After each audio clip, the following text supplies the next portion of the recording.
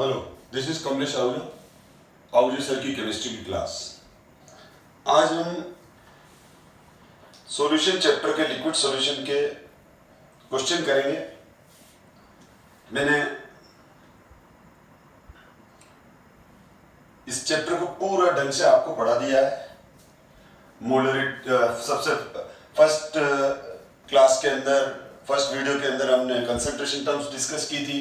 फिर Raoult's law in which both component is volatile, ideal solution, non ideal solution, azeotropic solution, फिर colligative properties, lowering in vapour pressure, elevation in boiling point, depression in freezing point, osmotic pressure, और फिर उसके बाद abnormal behaviour of solution, van't Hoff factor, Henry's law, और ये सब discuss करने के साथ साथ पैरेलल मैंने आपको क्वेश्चंस भी कराए थे। फिर कि जैसा कि मैंने आपको कहा था कि ये एक बार चैप्टर खत्म हो जाएगा तो मैं आपको कुछ क्वेश्चन प्रैक्टिस कराऊंगा। अब आज अपन क्वेश्चन स्टार्ट कर रहे हैं, पर ये क्लास उन्हीं स्टूडेंट को अच्छे से समझ में आएगी जिन्होंने अपने चैप्टर को अच्छे से कमांड पे ले रखा है, उनको सारे कंसेप्ट क्लियर हैं, यानी मेरे प्रीवियस वीडियोस को अच्छे से रीड किया हुआ है या देखा हुआ है, या फिर कहीं दूसरी जगह भी कहीं पे भी पढ़ा हुआ हो, लेकिन आपका कॉन्सेप्ट क्लियर है तो ही आपको ये क्लास आपके लिए फ्रूटफुल रहेगी। और मैं कोशिश करूंगा आज जितने क्वेश्चन देखो कितने कवर कर पाते हैं, लेकिन फिर कुछ टाइम बाद फिर वापस एक और वीडियो में अपलोड करूंगा जिसमें इस तरह के और इससे बढ़िया क्वेश्चन होंगे। तो चलो आज की क्लास स्टार्ट करते हैं।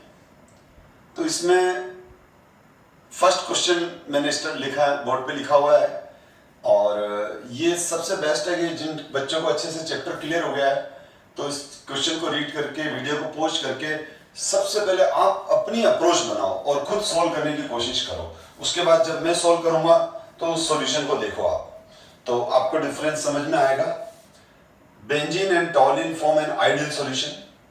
The vapour pressure of benzene and टॉलिन, तो हमारे पास जो जो गिवन है वो मैं लिखते जाता हूं। हमारे पास वेपर प्रेशर बेंजीन का P not, benzene B benzene को स्टैंड कर रहा है यहाँ। P not benzene is 75 mmHg given है, ये रहा। और टॉलिन का जो गिवन है वो गिवन है 22। टॉलिन का जो वेपर प्रेशर गिवन है वो है 22 mmHg respectively at 20 degrees centigrade. If the mole fraction of benzene and toluene in vapor are 0.63 and 0.63 and 0.37 respectively, calculate the vapor pressure of the ideal solution.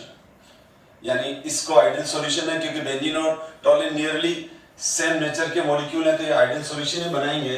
तो हमारे को जो गिवन है वो given है YB इज 0.63।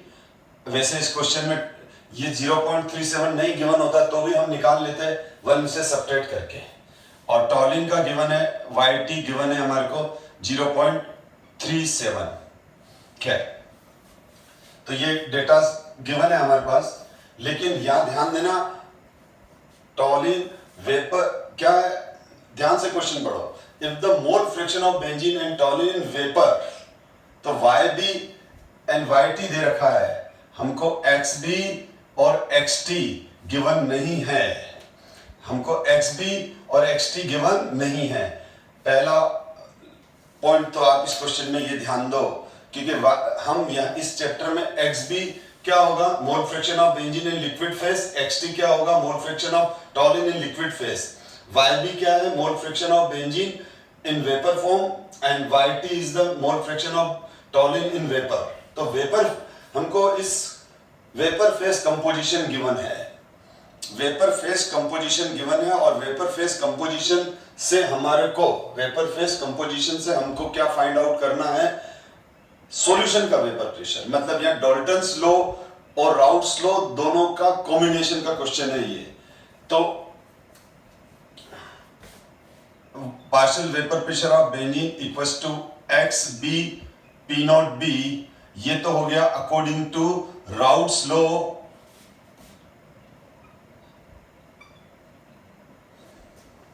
मेरे previous video में discuss किया हुआ है। और ये एक्स बी सॉरी और partial vapour pressure of benzene equals to Y B into P S, ये सेकंड इक्वेशन डाल्टन्स के अकॉर्डिंग है। जब तक आपको राउट्स लॉ और डाल्टन्स लॉ का रिलेशन क्लियर नहीं होगा, ये क्वेश्चन आप नहीं कर सकते। तो सबसे पहले तो बेंजीन, तो इन दोनों equation first equals to second कर लें। तो equation first equals to second यहां से स्टार्ट कर देते हैं, ये कर लेते हैं फर्स्ट इक्वल्स टू सेकंड। तो Y B equals to Y B P S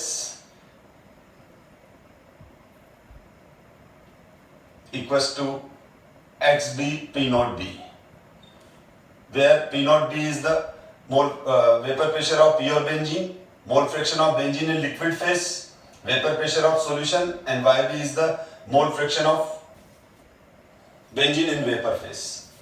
Now YB is XB P naught B PS, ये आ जाएगा। और इसी तरह से मैं अगर xt की वैल्यू निकालूं,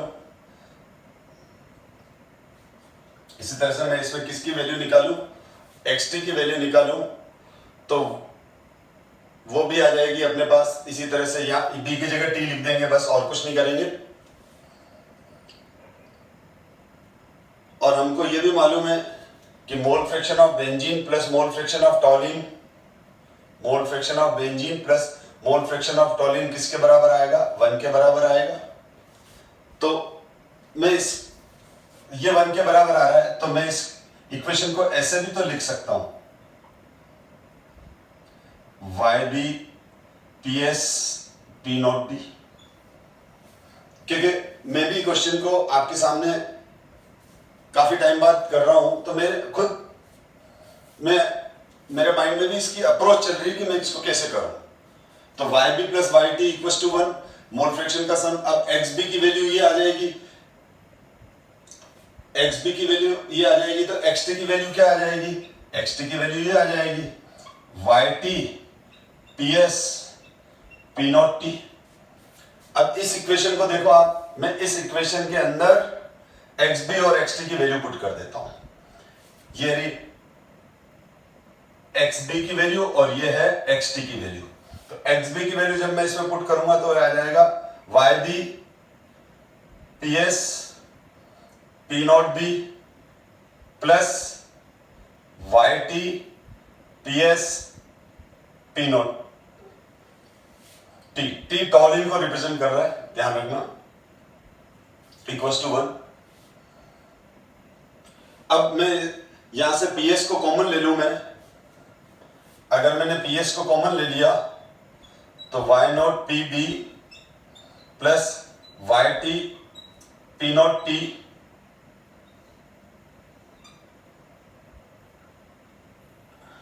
कॉमन लेके फिर नीचे ले लूं, मैं ऐसे लिख सकता हूं इसको। मैं मैथमेटिकली इसको ऐसे लिख सकता हूं, पी एस को कॉमन ले लिया और कॉमन लेके और इस तरफ ले लिया मैंने इसको। तो अब मेरे पास वाई बी की वैल्यू है, पी नॉट बी की वैल्यू है, वाई टी की वैल्यू है, पी नॉट टी की वैल्यू है। तो बस आप आई थिंक आप अप्रोच समझ चुके हैं। अब इसके अंदर हमारे को केवल वैल्यूज डालनी है।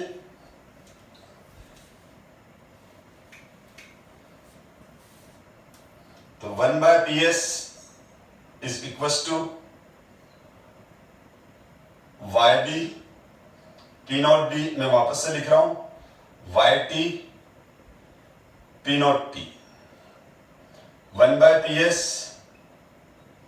वाई बी गिवन है आपको, Y B is 0.63, P naught B is given है 75 प्लस वाई टी गिवन है 0.37, P naught T is given है 22। अब इस इक्वेशन को सॉल्व करके अपन PS की वैल्यू फाइंड कर लेंगे।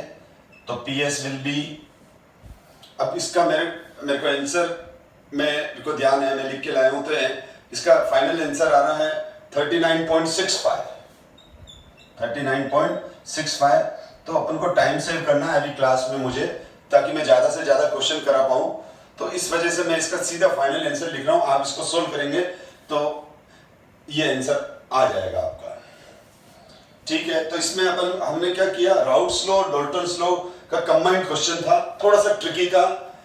इसमें ये चीज स्ट्राइक करनी चाहिए, xb plus xt equal to 1, तो xb और xt की वैल्यू पुट करके और फिर अपन ने इसको सॉल्व कर लिया।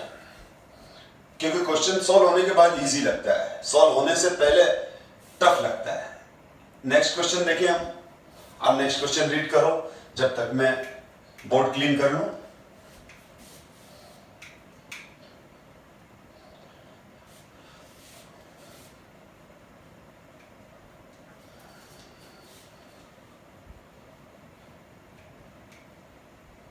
Yes.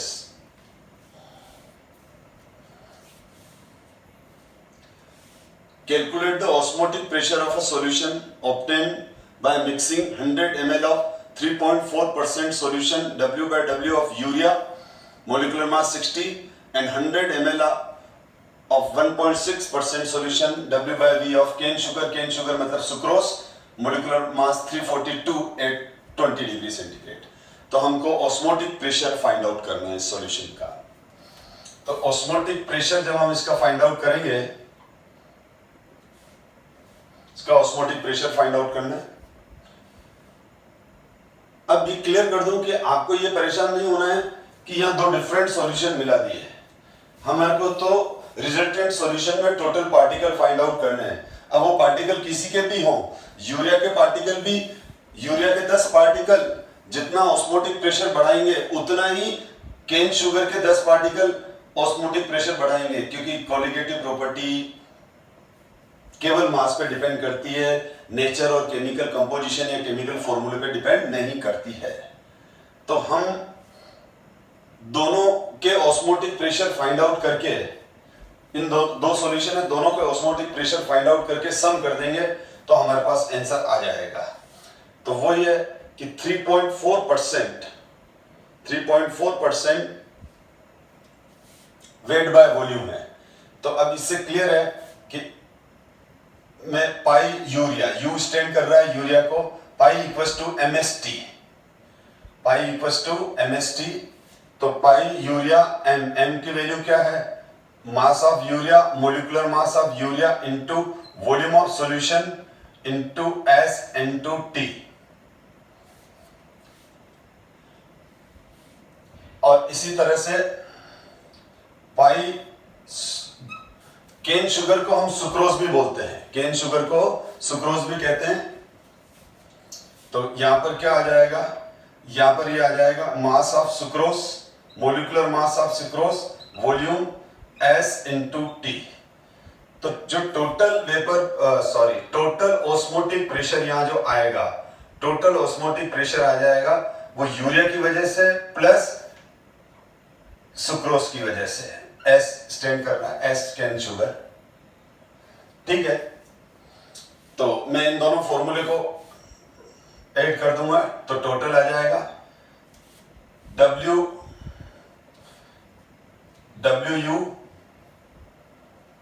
Into ST divide by MU into V plus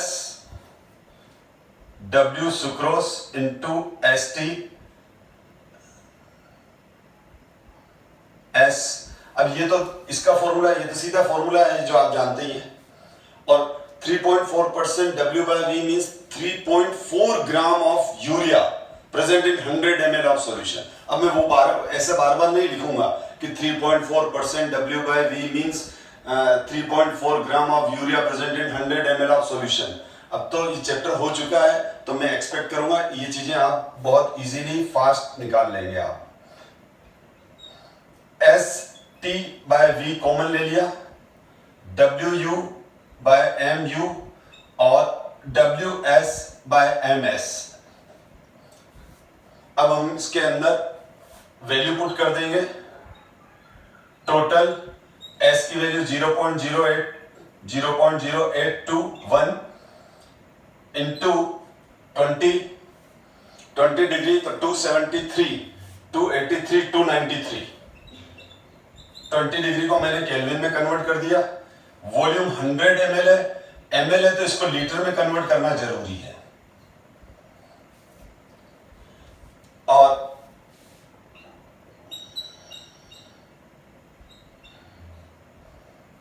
और ये यूरिया का मास कितना है 3.4 डिवाइड बाय 60 प्लस इसका मास कितना है 1.6 डिवाइड बाय 342। कभी कैलकुलेशन टफ, अगर मैं कोई क्वेश्चन करा रहा हूं और उसका कैलकुलेशन टफ हो रहा है तो आप परेशान ना हो। उसका रीजन ये है कि एग्जाम में इतनी टफ कैलकुलेशन नहीं आती है। अभी तो ठीक है, क्वेश्चन कुछ मैंने लिए हैं अपने हिसाब से तो थोड़ी टफ हो जाएगी, बट इसमें एग्जाम में इतनी टफ कैलकुलेशन नहीं आएगी। वो ये जो वैल्यूज आती है वो इस तरह से आती है कि वो एक दूसरे से इजीली कैंसिल आउट हो जाए। अब आप जब अब इसको आप सोल्व करोगे तो पाई टोटल जो आएगा, पाई टोटल आप कैलकुलेट कर लेना। इसकी वैल्यू आ रही है 7.38 ATM, इसके आसपास आएगी। हो सकता है 7.38 नहीं आके आपकी 7.32 आ जाए, 7.4 आ जाए, यानी 7.3 से 7.4 के बीच में कोई भी वैल्यू आ जाएगी। थोड़ा बहुत अप्रोक्सीमेशन में भी मैंने भी लिया, जैसे यहाँ 0.0821 की जगह 0.082 ही लिया मैंने। उसका रीजन था कार्टून 1000 से 1000 कैंसिल हो जाएगा तो थोड़ी कैलकुलेशन इजी हो जाएगी।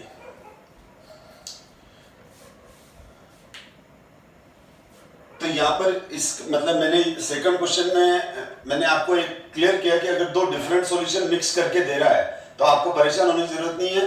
दोनों के ऑस्मोटिक प्रेशर सम करने हैं और कुछ नहीं है।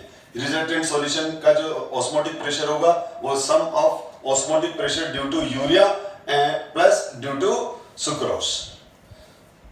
हम अब आप नेक्स्ट क्वेश्चन रीड करिए और ज्यादा बेहतर है क्वेश्चन रीड करके वीडियो को पॉज करना और एक बार क्वेश्चन को अच्छे से अंडरस्टैंड करो, फिर उसको सॉल्व करने की कोशिश करो। Calculate the boiling point of 10% W/W solution of urea in water. Water के लिए केबी की वैल्यू गिवन है 0.52 केल्विन केजी पर मोल। तो calculate the boiling point of 10% W/W solution. तो हमको बॉइलिंग पॉइंट फाइंड आउट करना है। अब बहुत सारे स्टूडेंट सोचते हैं कैसे करें बॉइलिंग पॉइंट। अब 10% W/W का मतलब तो क्लियर हो गया, 10 gram of solute present in 100 gram of solution. तो सीधा है, पहले हम डेल्टा टीबी निकाल लें। बॉइलिंग पॉइंट आते हैं आप delta TB equals to KB into molarity, और मोलरिटी का जो फॉर्मूला होगा वो होगा WB/MB।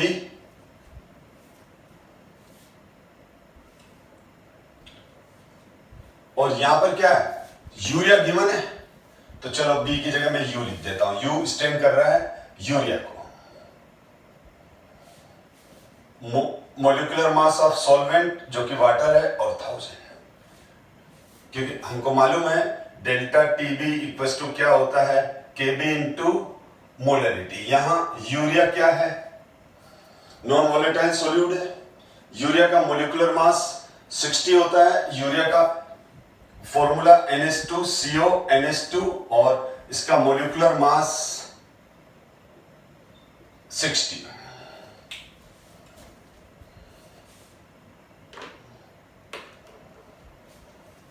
अब हम डेल्टा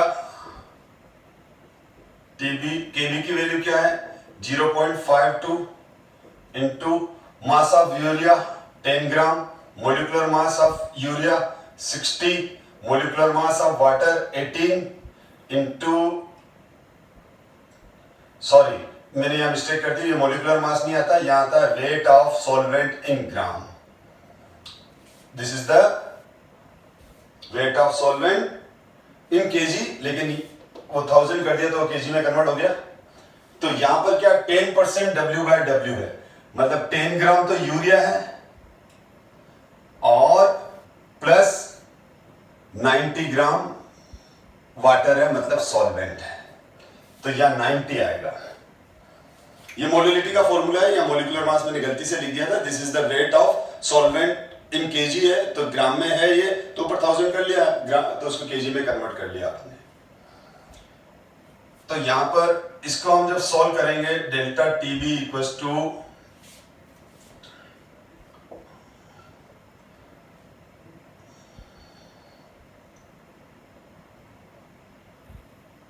520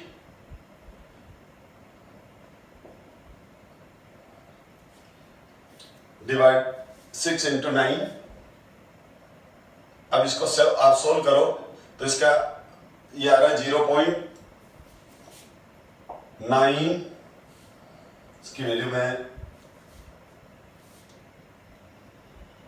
0.963 केल्विन।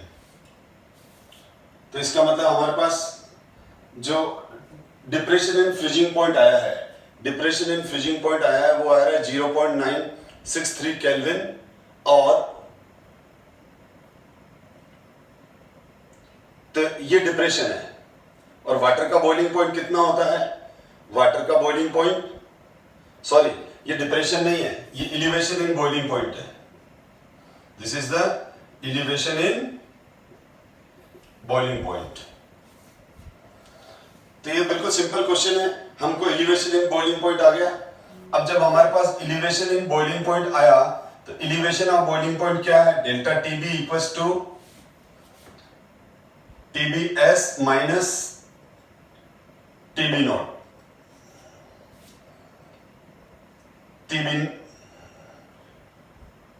TBS की वैल्यू पूछी है, तो डेल्टा TB प्लस इसको उधर ले लिया 0.963, ये तो इतना रेस कर गया। और वाटर का बॉइलिंग पॉइंट कितना होता है? 373। तो सॉल्यूशन का कितना आ जाएगा? 373.963 केल्विन। और डिग्री में निकालेंगे तो 100.963 केल्विन। क्वेश्चन बहुत सिंपल था ये तो, कि calculate the boiling point of 10% W/W solution of urea in water for water Kb equals to 0.52 kelvin kg per मोल। तो यहां पर मैंने क्या किया, मैंने इस क्वेश्चन के अंदर सीधा elevation in boiling point find out किया। जब मैंने elevation in boiling point find out किया, तो delta TB equals to KB into molality से मैंने डेल्टा टीबी की वैल्यू फाइंड आउट कर ली। और डेल्टा टीबी की वैल्यू ये आ गई। और फिर इस यानी ये जो वैल्यू है ये बता रही है कि इतना बढ़ गया, क्योंकि यूरिया के डालने से क्या होगा? यूरिया नॉन वोलेटाइल सॉल्यूट है। यूरिया नॉन वोलेटाइल सॉल्यूट है, तो वो क्या करेगा? वाटर के बॉइलिंग पॉइंट को इंक्रीज कर देगा। क्यों कर देगा? क्योंकि यूरिया नॉन वोलेटाइल सॉल्यूट है। तो जब वाटर के अंदर यूरिया डिसॉल्व होगा, तो वाटर का वेपर प्रेशर कम हो जाएगा। और वाटर पे वेपर प्रेशर कम होते ही बॉइलिंग पॉइंट क्या हो जाता है? इंक्रीज, क्योंकि vapour pressure is inversely proportional to boiling point. तो यहां पर बॉइलिंग पॉइंट कितना इंक्रीज हुआ? यहां पर जो बॉइलिंग पॉइंट इंक्रीज हुआ है वो 0.963 इंक्रीज हुआ। इतना इंक्रीज हुआ, उसकी ओरिजिनल वैल्यू से इतना इंक्रीज हुआ। तो उसकी ओरिजिनल वैल्यू कितनी होती है डिग्री में? 100 डिग्री। तो नए सॉल्यूशन जो सॉल्यूशन बनाया उसका बॉइलिंग पॉइंट क्या हो जाएगा? 100.963। और अगर केल्विन में लेंगे तो 373.963। हम नेक्स्ट क्वेश्चन देखते हैं। अब क्वेश्चन को रीड करें।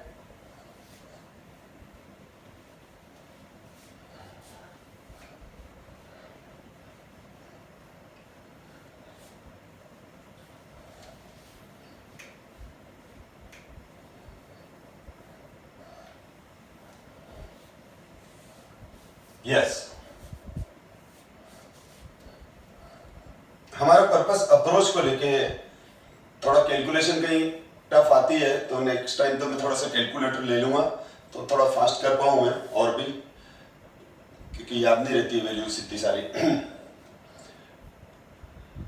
an aqueous solution containing 5% by weight of urea and 10% by weight of glucose, what will be its freezing point? KF दे रखा है।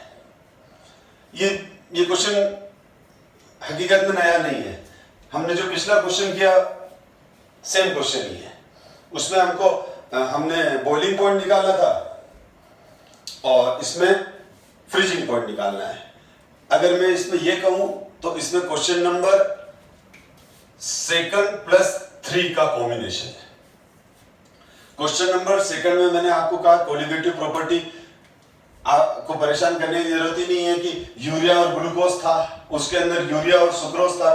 तो यहां पर भी क्या होगा, जैसे मैंने क्वेश्चन नंबर 2 में दोनों ऑस्मोटिक प्रेशर ऐड कर दिए थे, तो यहां पर भी दोनों के depression and freezing point add कर दूंगा वह, क्योंकि कोलिगेटिव प्रॉपर्टी तो नंबर ऑफ पार्टिकल्स पे डिपेंड करती है। तो देखो इसके अंदर वापस हम ये यूज करेंगे, हम इसमें delta TF total find out करेंगे। जो डेल्टा टीएफ यूरिया का प्लस डेल्टा टीएफ दूसरा कौन सा है, रेट ऑफ यूरिया ग्लूकोज दिया हुआ है, ये हो जाएगा टोटल। तो यहां पर हमको पहले डेल्टा टीएफ टोटल निकाल लेंगे और फिर वो 0 से, तो ये जो आया, ये आया डिप्रेशन इन फ्रीजिंग पॉइंट आएगा। इससे हमको total depression in freezing point, ये है total depression in freezing point. ये depression in freezing point due to urea plus depression in freezing point due to glucose. तो हम पहले दोनों, तो हम ये क्वेश्चन कैसे कर लेंगे, डेल्टा टीएफ टोटल को मैं यहां टी लिख रहा हूं, इसकी जगह क्या लिख लूंगा मैं, KF into molality of urea, ये मोलिलिटी ऑफ यूरिया है,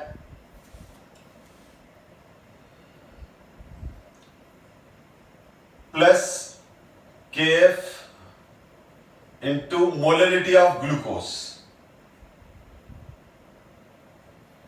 मोलिलिटी है ये, मोलिकुलर मास से कंफ्यूज मत करना। चलो आप करोगे तो मैं लिख ही देता हूं, मोलिलिटी ये यूरिया के लिए है, प्लस केएफ इंटू मोलिलिटी ये ग्लूकोज वाले के लिए, ये यूरिया के लिए और ये ग्लूकोज के लिए। केएफ कॉमन ले लेता हूं,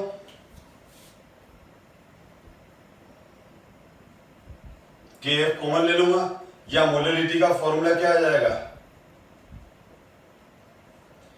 मास of urea in gram, molecular mass of urea into mass of solvent water है, plus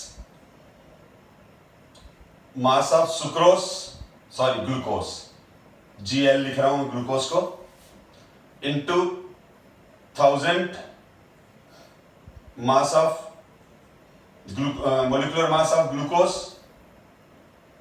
into mass of water. KF given है 1.86, यूरिया का मास 5% बाय वेट, मतलब 5 ग्राम यूरिया गिवन ही है हमारे पास, 5% का मतलब 5 gram urea. Molecular mass of urea है 60 और 95 वाटर का मास, क्योंकि 5 ग्राम तो यूरिया है 100 ग्राम सॉल्यूशन में, तो यह 95 आ जाएगा। Weight of glucose 10 into 1000, glucose का मोलिकुलर मास 180। अब यहां 10% बाय वेट, यानी 10 ग्राम ग्लूकोज है तो 90 ग्राम वाटर है। इन दोनों को अब ये कैलकुलेशन हो गई। अब इस कैलकुलेशन में हम इन दोनों वैल्यूज को ऐड करते हैं, तो फर्स्ट वाली वैल्यू आ रही है 1.824, 1.824 पर मैंने 1.86 ले लिया है। इन दोनों को सम करेंगे तो इसका जो टोटल रिजल्ट आएगा वो रिजल्ट आएगा 3 पॉइंट करीब 3 आ रहा है। आप इसको कैलकुलेशन कर लेना। तो यहां जो डेल्टा टीएफ की वैल्यू है, डेल्टा टीएफ की वैल्यू हमारे पास कितनी आ जाएगी, 3 आ जाएगी। इसको पूरा सोल्व करोगे तो हमारे पास डेल्टा टी, तो हमारे पास क्या हुआ, फ्रीजिंग पॉइंट कितना कम हो गया, 3 कम हो गया। तो वाटर का फ्रीजिंग पॉइंट कितना होता है, तो प्योर वाटर का फ्रीजिंग पॉइंट तो होता है 0 डिग्री सेंटीग्रेड। तो ये वाला जो सॉल्यूशन हमने बनाया है, जो क्वेश्चन पूछ रहा है, इस सॉल्यूशन का फ्रीजिंग पॉइंट क्या हो जाएगा, -3 डिग्री सेंटीग्रेड।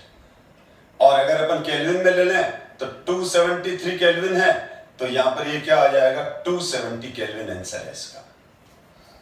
यानी यहां पर ये जो दोनों सॉल्यूशन मिक्स किए, तो मैंने आपको क्या कहा, ये क्वेश्चन किसका क्लब है, सेकंड क्वेश्चन और थर्ड क्वेश्चन का। सेकंड क्वेश्चन में हमने क्या किया था, दोनों ऑस्मोटिक प्रेशर यूरिया और सुक्रोज के ऐड किए थे। सेकंड क्वेश्चन को देखो आप, और उस तरह से वैल्यू फाइंड आउट की थी। और थर्ड क्वेश्चन में हमने सीधा बॉइलिंग पॉइंट निकाल लिया था, जो एलिवेशन इन बॉइलिंग पॉइंट आया था, तो वाटर के अंदर वो वैल्यू ऐड कर दी थी। यहां पर ये माइनस में जाएगा, क्योंकि यहां पर हमारे पास डेल्टा टीएफ की वैल्यू 3 है, यानी जो वाटर का ओरिजिनल फ्रीजिंग पॉइंट है उससे वो 3 कम हो गया। डेल्टा टीएफ क्या है, डेल्टा, जहां जो डेल्टा टीएफ आया, टोटल जो आया इस सॉल्यूशन का, जो डिप्रेशन इन फ्रीजिंग पॉइंट आया, यानी इसका फ्रीजिंग पॉइंट कितना यूनिट डिक्रीज हुआ, कितने डिग्री डिक्रीज हुआ, 3 डिग्री डिक्रीज हुआ, या 3 केल्विन डिक्रीज हुआ, एक ही बात है। और उसको यहां से समझ लो, ये इसका आंसर आ जाएगा।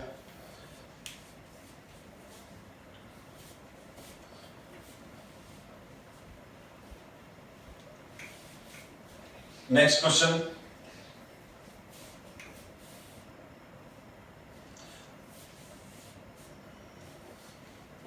यहां पर क्वेश्चन को आप ध्यान से रीड करें।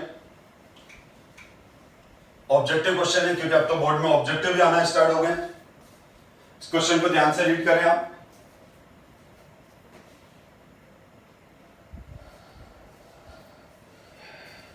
The freezing point of equimolar aqueous solution will be highest for, यानी कहने का मतलब ये हो गया कि हमारे पास ये सॉल्यूशन, एक इसका सॉल्यूशन है, एक ये वाला सॉल्यूशन है, एक ये वाला सॉल्यूशन है, और एक ये वाला सॉल्यूशन है।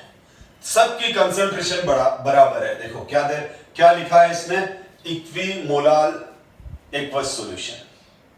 तो अब ये बोल रहा है कि क्या है, the freezing point of equimolar aqueous solution will be highest, किसका फ्रीजिंग पॉइंट सबसे ज्यादा होगा। तो देखो फ्रीजिंग पॉइंट ये तो फिक्स हो गया कि 0 डिग्री तो होगा नहीं, माइनस में होगा, क्योंकि सब में ये नॉन वोलेटाइल सॉल्यूट गया, वेपर प्रेशर कम हो गया, और vapour pressure directly proportional to freezing point, inversely proportional to boiling point. सब में डिप्रेशन इन फ्रीजिंग पॉइंट तो है। अब क्वेश्चन ये है कि किसमें सबसे ज्यादा फ्रीजिंग पॉइंट का डिप्रेशन है। तो या इसका मैं ले ले, इसका फर्स्ट ये डेल्टा टीएफ, इसका डेल्टा टीएफ, इसका डेल्टा टीएफ पहले हम, और इसका डेल्टा टीएफ। डेल्टा टीएफ क्या है, डेल्टा टीएफ है डिप्रेशन इन फ्रीजिंग पॉइंट। ये ए का, ये बी का, ये सी का, ये डी का। तो यहां पर ये है एनिलीनियम क्लोराइड, अंदर जाके कितने आयंस देगा, 2 आयंस देगा। यानी इस सॉल्यूशन में बाहर ये 1 है, अंदर 2 हो गए। ये CaNO3 होल ट्वाइस है, तो 1 कैल्शियम और 2 NO3। इसमें टोटल पार्टिकल्स कितने आ जाएंगे, 3। 1 कैल्शियम का पार्टिकल आएगा, कैल्शियम +2 का, और 2 NO3 के आएंगे। इसमें एक Li+3 आएगा और 3 ही आएंगे। यानी इसमें क्या आ गया, एक La लैंथेनम और 3 ये आएंगे। तो इसमें टोटल पार्टिकल्स कितने आ जाएंगे, समझ गए ना, क्योंकि मैं लैंथेनम है ये, ये NO3 होल थ्राइस है, जब ये आयोनाइज होगा तो क्या देगा Li+3 एंड 3NO3 माइनस 1 और 3 4, और ये ग्लूकोज है, ये जैसा अंदर होता है वैसा ही बाहर रहेगा, नॉन इलेक्ट्रोलाइट है, इसका आयोनाइजेशन नहीं होगा। अब अगर हम ये देखें कि अब ये भी सी हटा देते हैं, अब हम ये देखें कि है ना सबसे ज्यादा डिप्रेशन फ्रीजिंग पॉइंट में सबसे ज्यादा डिप्रेशन किसमें आएगा, तो सब जिसमें सबसे ज्यादा पार्टिकल होंगे, तो अगर मैं इंक्रीजिंग ऑर्डर बनाऊं, ये भी एक क्वेश्चन बन सकता है, ठीक है, तो सबसे ज्यादा डिप्रेशन किसमें मिलेगा, सी में मिलेगा, क्योंकि सी में नंबर ऑफ पार्टिकल्स 4 है, सबसे ज्यादा है, तो यहाँ depression lowering in vapour pressure सबसे ज्यादा होगा और वेपर प्रेशर सबसे कम इसका होगा। मैंने क्या कहा, इसका वेपर प्रेशर सबसे ज्यादा लोअर हो जाएगा, यानी इसका वेपर प्रेशर सबसे ज्यादा लोअर होने का मतलब इसका वेपर प्रेशर सबसे कम, और फिर बी आ जाएगा, फिर ए आ जाएगा और फिर डी आ जाएगा, यानी डिप्रेशन इन फ्रीजिंग पॉइंट सबसे कम इसमें आएगा और डिप्रेशन इन फ्रीजिंग पॉइंट सबसे ज्यादा इसमें आएगा सी में, क्योंकि सी के अंदर 4 पार्टिकल्स हैं। तो सबसे ज्यादा लोवेस्ट वेपर प्रेशर किसका होगा, लोवेस्ट वेपर प्रेशर इसका होगा, लोवेस्ट वेपर प्रेशर किसका होगा, इसका होगा, और vapour pressure directly proportional to freezing point, inversely proportional to boiling point. तो इसका मतलब क्या हुआ, सबसे लोवेस्ट फ्रीजिंग पॉइंट इसका होगा, लेकिन मैं तो हाईएस्ट की बात कर रहा हूं, क्योंकि क्वेश्चन तो हाईएस्ट में आएगा, तो सबसे हाईएस्ट किसका हो जाएगा, डी का, क्योंकि डी मतलब सीधी बात है, depression in freezing point delta TF क्या है, डेल्टा टीएफ कोलिगेटिव प्रॉपर्टी है, मैं इसको क्यों कंफ्यूज करूं, सिंपली ले लेते हैं, delta TF is directly proportional to number of particles, colligative property है, तो डेल्टा टीएफ सबसे ज्यादा किसका होगा, डेल्टा टीएफ सबसे ज्यादा होगा सी का, मतलब क्योंकि इसमें 4 है, ये मैंने लिख रखा है, तो और सबसे कम किसमें होगा, इसमें होगा, तो फ्रीजिंग पॉइंट सबसे ज्यादा कहां घट जाएगा, इसमें घट जाएगा, फ्रीजिंग पॉइंट सबसे ज्यादा कहां घट जाएगा, इसमें घट जाएगा। तो अगर मैं फ्रीजिंग पॉइंट की बात करूं, तो फ्रीजिंग पॉइंट टीएफ डी का सबसे ज्यादा, फिर टी एफ ए, फिर टी एफ सॉल्यूशन, फिर T F B, T F S C. समझ में आ गया, ये ध्यान रखो, जिसका फ्रीजिंग पॉइंट जितना सबसे ज्यादा फ्रीजिंग पॉइंट किसका घट जाएगा, इसका, तो सबसे लोवेस्ट फ्रीजिंग पॉइंट किसका होगा, इसका होगा, और सबसे हाईएस्ट किसका होगा, इसका होगा। मैंने तो लोवेस्ट और हाईएस्ट दोनों ही बता दिया आपको, आप ध्यान से देख लें, क्वेश्चन टफ नहीं है, थोड़ा सा दिमाग लगाएंगे तो समझ में आ जाएगा ये कंसेप्ट। ये और लिख भी दिया मैंने कि ये कोलिगेटिव प्रॉपर्टी है, तो सबसे ज्यादा डिप्रेशन यहां आया तो फ्रीजिंग पॉइंट सबसे कम हो गया, सबसे कम डिप्रेशन इसमें आया तो सबसे ज्यादा फ्रीजिंग पॉइंट इसका हो गया। नेक्स्ट क्वेश्चन की तरफ आते हैं।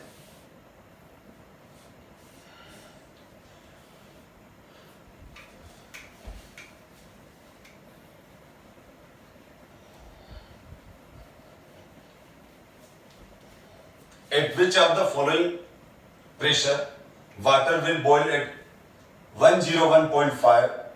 ये भी सिंपल सा क्वेश्चन है, क्योंकि जिस स्टूडेंट ने बॉइलिंग पॉइंट की डेफिनेशन समझ रखी है उसके लिए बिल्कुल सिंपल क्वेश्चन है। क्योंकि बॉइलिंग पॉइंट की डेफिनेशन क्या होती है, बॉइलिंग पॉइंट की डेफिनेशन ये होती है कि जब किसी लिक्विड को हम, boiling point is the temperature, boiling point is the temperature at which vapor pressure of liquid becomes equals to super impose pressure. मैंने खुद पढ़ाते वक्त एटमॉस्फेरिक प्रेशर के साथ साथ सुपर इम्पोज प्रेशर भी यूज किया था, क्योंकि प्रेशर एल्टीट्यूड के हिसाब से चेंज भी तो होता रहता है। तो हर एल्टीट्यूड पर वाटर का बॉइलिंग पॉइंट 100 डिग्री थोड़ी होगा। सुपर इम्पोज प्रेशर जितना ज्यादा होगा, लिक्विड को उतना ज्यादा स्ट्रगल करना पड़ेगा वेपर में कन्वर्ट होने के लिए। 1 एटमॉस्फेरिक प्रेशर पर, 1 एटीएम प्रेशर पर वाटर का बॉइलिंग पॉइंट जो होता है, 1 एटमॉस्फेरिक प्रेशर क्या होता है? 1 एटमॉस्फेरिक प्रेशर होता है 76 सेंटीमीटर Hg और 760 मिलीमीटर Hg।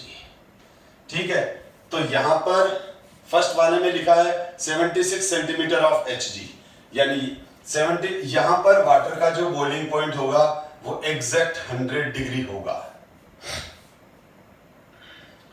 यहां पर जो बॉइलिंग पॉइंट होगा वो एग्जैक्ट 100 डिग्री होगा।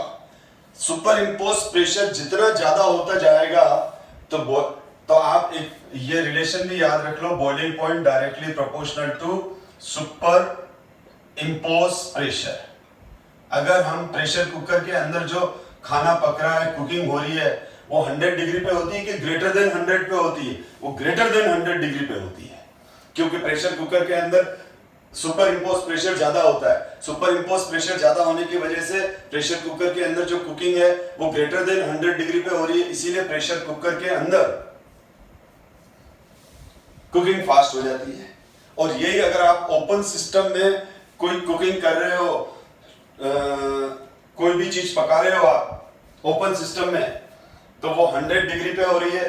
और लेकिन अगर यही ओपन सिस्टम तो आप किसी हायर एल्टीट्यूड जैसे लद्दाख, केदारनाथ, अमरनाथ पर लेके चले गए और वहां पर आप कोई चीज कुक कर रहे हो और वो भी ओपन सिस्टम में, तो वहां का जो सुपर इम्पोज प्रेशर है वो 1 एटमॉस्फेयर से भी कम रहता है। इसीलिए वहां कुकिंग हो सकता है 95 डिग्री सेंटीग्रेड पर हो रही हो या 90 डिग्री पे हो रही हो, इसलिए वहां कुकिंग स्लो रहती है। यानी हायर एल्टीट्यूड्स पर वाटर का बॉइलिंग पॉइंट 100 डिग्री रहेगा कि लेस देन 100 रहेगा? लेस देन 100 रहेगा। इसी तरह से अगर सुपर इम्पोज प्रेशर बढ़ा दिया प्रेशर कुकर के अंदर जैसे, तो वहां बॉइलिंग पॉइंट ग्रेटर देन 100 रहेगा। तो boiling point is directly proportional to super impose pressure. तो यहां पर अच्छा, ये तो 76 mm है, यहां तो वेरी लेस होगा, बहुत कम बॉइलिंग पॉइंट होगा। और यहां पर क्या है, 76 mm से ज्यादा है, तो यहां पर जो ये होगा, यहां का जो बॉइलिंग पॉइंट होगा वो होगा ग्रेटर देन 100 डिग्री सेंटीग्रेड। और यहां पर क्या बता रहा है कि 76 से कम है। जब 76 से कम है तो बॉइलिंग पॉइंट होगा लेस देन 100 डिग्री सेंटीग्रेड। ठीक है, तो इसमें आंसर क्या हो जाएगा? यहां हो गया सुपर इम्पोज प्रेशर, सॉरी नहीं, okay correct, super impose pressure ज्यादा है यहां, तो आंसर क्या हो जाएगा? सी, क्योंकि ज्यादा ही पूछा है। Which of the following pressure water boil, ये क्या है? 100 से ज्यादा है, तो ये आ गया। तो इस क्वेश्चन का आंसर क्या हो जाएगा? इस क्वेश्चन का आंसर सी हो जाएगा। आगे करते हैं अपन। When 5% solution of sucrose is isotonic with 1% solution of compound A, then the molecular weight of the compound। ठीक है, तो अब अभी मैं क्या कर रहा हूं कि ये क्वेश्चन आपको सोल्व नहीं करवा रहा हूं, मैं इसको वापस नेक्स्ट वीडियो में सोल्व कराऊंगा। आप क्या करें, अभी मैंने कुछ क्वेश्चन करा है तो आपको फील हुआ होगा कि हमारे कंसेप्ट क्लियर होने चाहिए। अगर आपको क्वेश्चन में दिक्कत आ रही है तो पहले तो आप पूरा चैप्टर भले मेरे वीडियो से देख लें या आपके पास कोई नोट्स हो या कोई बुक हो, उससे एक बार अच्छे से रीड कर लें।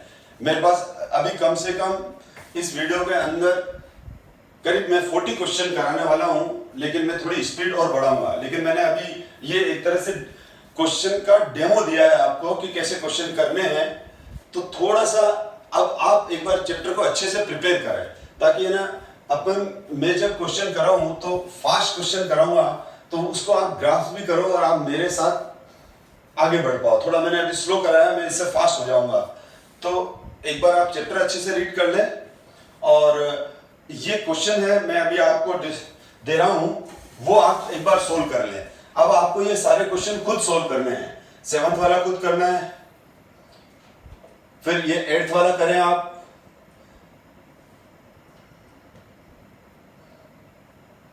ये 9th,